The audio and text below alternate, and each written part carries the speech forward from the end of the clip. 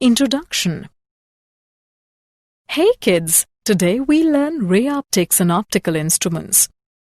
You must hear that in desert one must have a misleading appearance of water at a certain distance. So now the question arises that why it happens. The answer is that the illusion of water is due to total internal reflection. It is optical phenomenon that creates illusion of water with inverted images of distant objects. So, throughout this module we learn reflection and refraction of light. Objectives. At the end of this lesson, you will be able to explain reflection of light by spherical mirrors, state laws of refraction, understand apparent depth, explain total internal reflection, discuss applications of total internal reflection. Reflection of light by spherical mirrors. Reflection. The angle between the incident ray and the normal to the reflecting surface is called the angle of incidence. The angle between the reflected ray and the normal to the reflecting surface is called the angle of reflection. Laws of reflection. The angle of incidence is equal to the angle of reflection. The incident ray, the reflected ray, and the normal to the surface lie in the same plane. These laws hold at each point on any reflecting surface, whether plane or curved. Spherical mirrors. A mirror formed from part of a spherical surface is called a spherical mirror. There are two types of spherical mirrors: concave mirror, convex mirror. The spherical mirror, in which light is reflected from its inner concave surface, is called a concave mirror. The spherical mirror in which the light is reflected from its outer convex surface is called a convex mirror. The spherical mirror has a radius of curvature r and its center of curvature is located at point C. The geometric center P of a spherical mirror is called the pole. The line joining the pole and the center of curvature of a spherical mirror is called the principal axis. Sign convention. The distances measured in the direction of incident ray are taken to be positive and those measured opposite are taken to be negative. The heights measured upwards are taken to be positive and those measured downwards are taken to be negative. Focal length of spherical mirrors. Rays that travel close to the principal axis of a spherical mirror and make small angles with it are called paraaxial rays. The point F is called the principal focus of the mirror. The distance FP between the pole and the focus is called the focal length of the spherical mirror, denoted by F. Relationship between focal length and radius of curvature. F is equal to R by 2. Images formed by a concave mirror. When the object is beyond C, the images A. between C and F, B. real and inverted, C. smaller than the object. When the object is at C, the images A. at C, B. real and inverted, C. same in height as the object.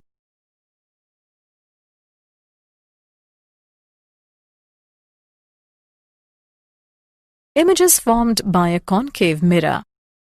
When the object is between F and C, the images beyond C, real and inverted, larger than the object.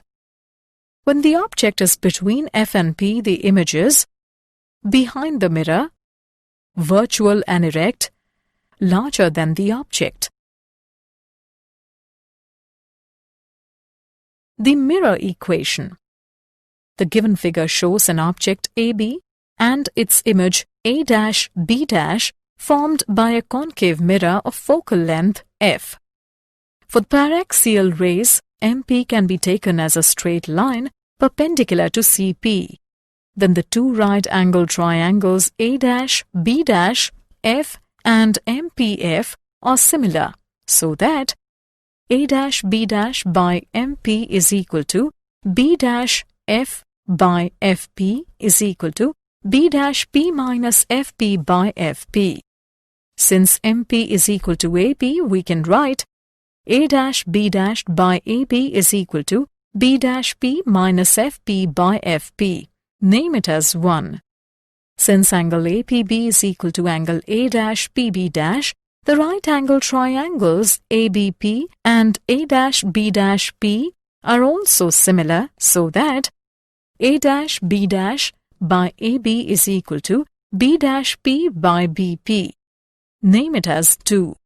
Comparing equations 1 and 2, we obtain B dash P minus FP by FP is equal to B dash P by BP.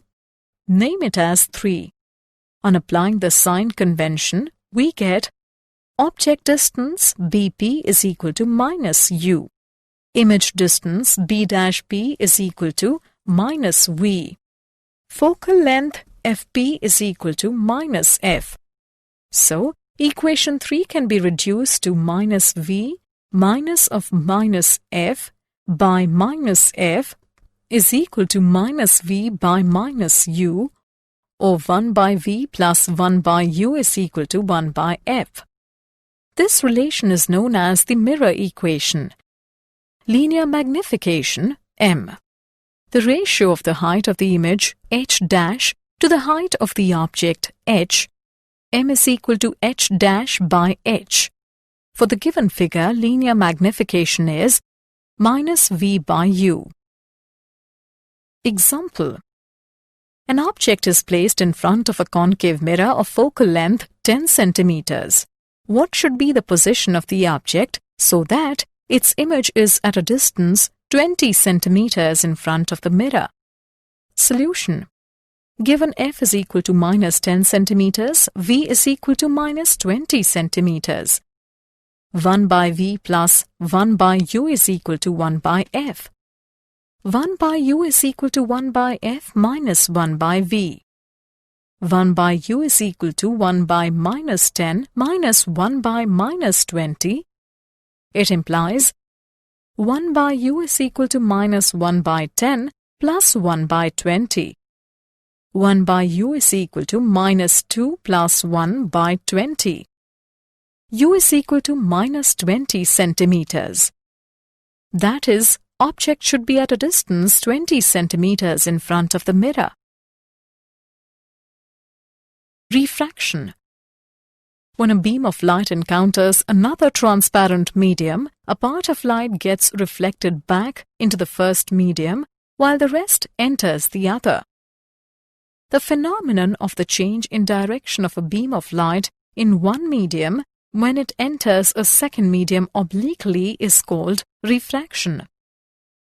The angle r between the refracted ray and the normal to the refracting surface is called the angle of refraction. Laws of refraction. Laws of refraction. The incident ray, the refracted ray and the normal to the surface lie in the same plane. The ratio of the sine of the angle of incidence I and the sine of the angle of refraction R is constant for a given pair of media. This rule is called Snell's law. Mathematically, Snell's law gives sine I by sine R is equal to n21, where n21 is a constant called the refractive index of medium 2 with respect to medium 1. If n21 is greater than 1, the refracted ray bends towards the normal. If n21 is less than 1, the refracted ray bends away from the normal. Higher the refractive index of a medium, the more it is optically denser. Apparent depth. Due to refraction, the object in another medium, say in water, appears to be raised.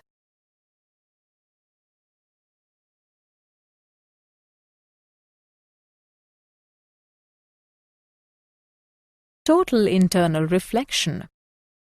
When a ray of light is incident on the boundary from denser to rarer medium, it is deviated away from the normal. With increase in an angle of incidence, the angle of refraction increases. For a certain angle of incidence in denser medium, the corresponding angle of refraction in rarer medium is 90 degrees. This particular angle of incidence, for which the corresponding angle of refraction is 90 degrees, is called the critical angle, denoted by C. If angle of incidence is increased beyond the critical angle, the incident ray is not refracted but returns in denser medium following the laws of reflection. This phenomenon is called the total internal reflection. Conditions for total internal reflection. The ray must pass from denser medium to rarer medium. The angle of incidence in the denser medium must be greater than the critical angle for the given pair of media. Relation between refractive indices of media and critical angle. If ND and N are the refractive indices of denser and rarer medium respectively, then from Snell's law, sin I by sin R is equal to NR upon ND.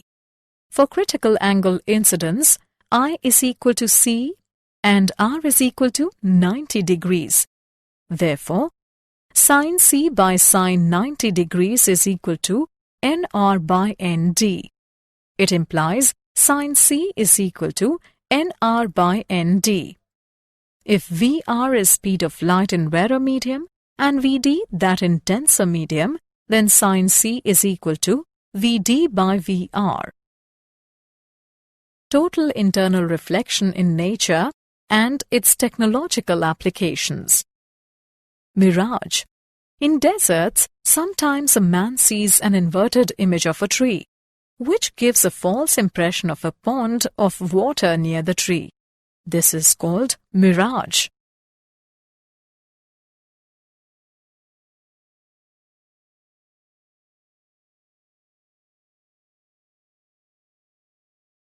Sparkling of diamond. The critical angle for diamond-air interface is very small, nearly 24.4 degrees. When light from an external source enters in a well-cut diamond, it suffers multiple total internal reflections inside the diamond. When at any surface, the angle of incidence is less than 24.4 degrees, only then it may refract out. Thus, the light entering the diamond from all directions emerges out from some directions. Therefore, looking from these directions, the diamond appears sparkling.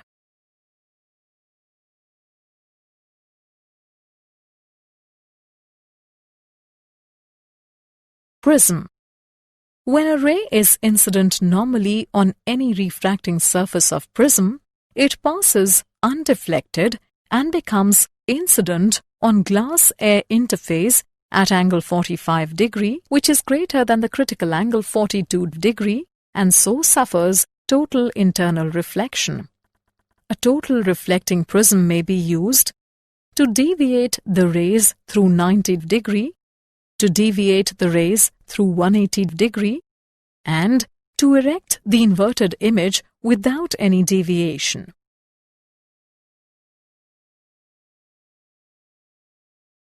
Optical fiber.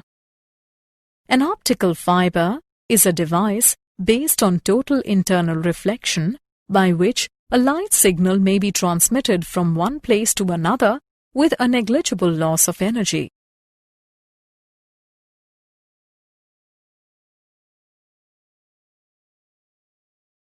Did you know?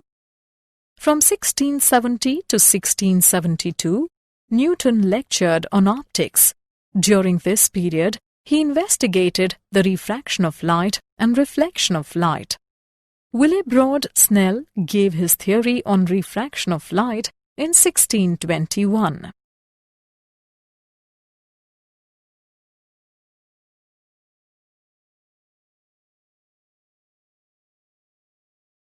Summary. Let us summarize what we have learned. A mirror formed from part of a spherical surface called a spherical mirror. The mirror equation: 1 by V plus 1 by U is equal to 1 by F. The phenomenon of the change in direction of a beam of light in one medium when it enters a second medium obliquely is called refraction.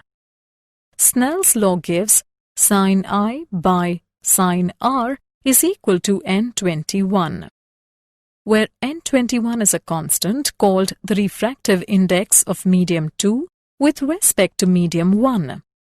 Conditions for total internal reflection: the ray must pass from a denser medium to a rarer medium. The angle of incidence in the denser medium must be greater than the critical angle for a given pair of media.